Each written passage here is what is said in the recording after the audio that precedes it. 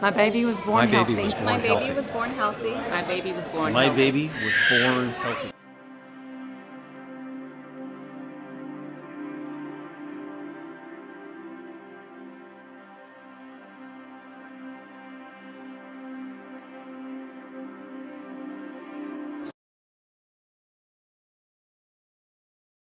Do you have any idea what Kernicterus is? No. Have you ever even heard of it? Nope. Do you know what Kernicterus is? No. Have you ever even heard of it? No. Do either of you know what Kernicterus is? No. No.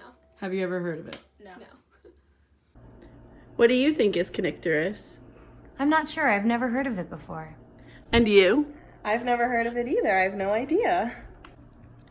And what do you think Kernicterus is?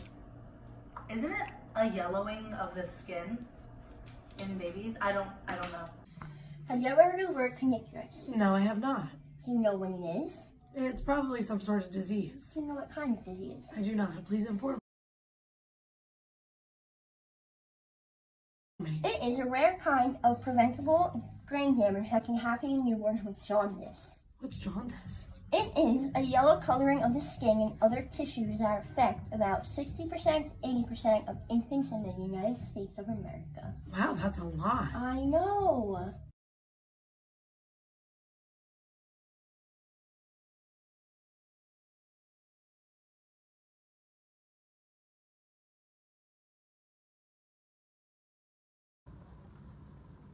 Kernicterus is caused by an extreme buildup of bilirubin in the brain and when jaundice is not treated. Bilirubin is a waste product that's produced when your liver breaks down old blood cells so your body can remove them. There's two types of bilirubin, unconjugated and conjugated. Unconjugated can lead to kernicterus if something causes it to build up. Conjugated does not cross from the blood into the brain and can usually be removed from your body. Therefore, conjugated bilirubin doesn't lead to kernicterus. This can potentially lead to cerebral palsy, hearing loss, vision problems, or mental retardation. What is the age of onset of Kernicterus? In some cases, symptoms and physical findings of kernicterus appear 2 to 5 days after birth. Within the first few days of life, affected infants develop abnormally high levels of bilirubin in the blood and persistent yellowing of the skin, mucous membranes, and whites of the eyes. In most cases, the syndrome characteristic of kernicterus develops by 3 to 4 years of age. Kernicterus is a rare neurological disorder that affects newborn infants of both sexes in equal numbers. It occurs more often in premature infants compared to full-term infants. Kernicterus can be suspected within the first few days of life, and about 60% of all babies have jaundice.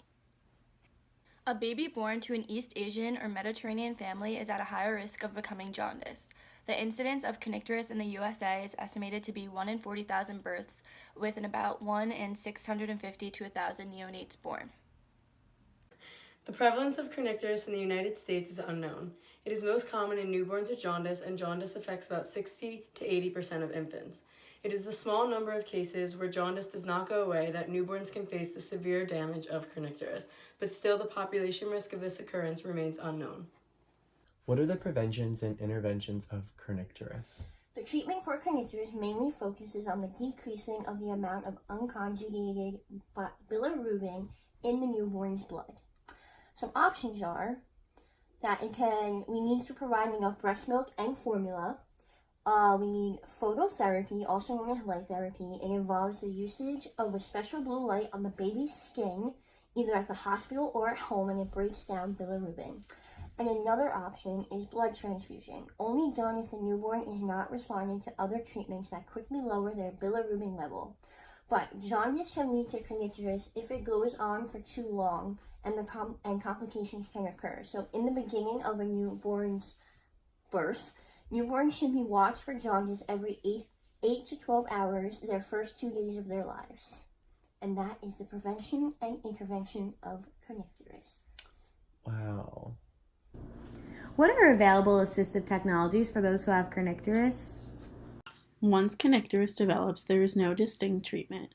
Because of this, there are not many assistive technologies for infants and children with kernicterus to access.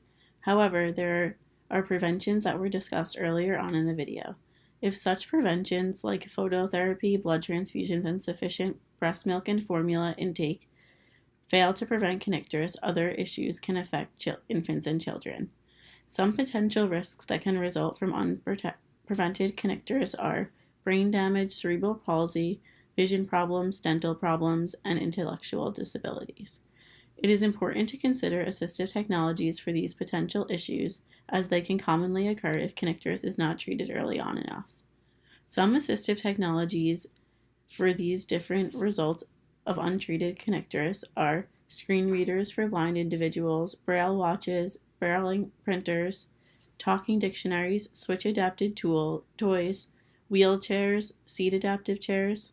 However, these are only a few of the ever-changing and advancing technologies and tools people have access to in order to enhance their lives that have started with the preventable disease of kernicterus and resulted in another lifelong challenge to take on. Although there are not many assistive technologies or supports for kernicterus directly, the Parents of Infants and Children with Kernicterus External, also known as PIC, is a great support system.